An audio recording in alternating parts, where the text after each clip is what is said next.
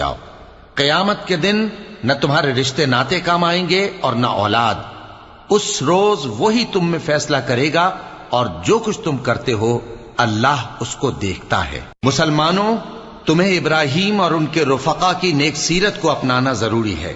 جب انہوں نے اپنی قوم کے لوگوں سے کہا کہ ہم تم سے اور ان بتوں سے جن کو تم اللہ کے سوا پوجتے ہو بے تعلق ہیں، ہم تمہارے معبودوں کے کبھی قائل نہیں ہو سکتے، اور جب تک تم ایک اللہ پر ایمان نہ لاؤ ہم میں تم میں ہمیشہ کھلم کھلا عداوت اور دشمنی رہے گی۔ ہاں، ابراہیم نے اپنے باپ سے یہ ضرور کہا تھا کہ میں آپ کے لیے مغفرت مانگوں گا اور میں اللہ کے سامنے آپ کے بارے میں کسی چیز کا کچھ اختیار نہیں رکھتا۔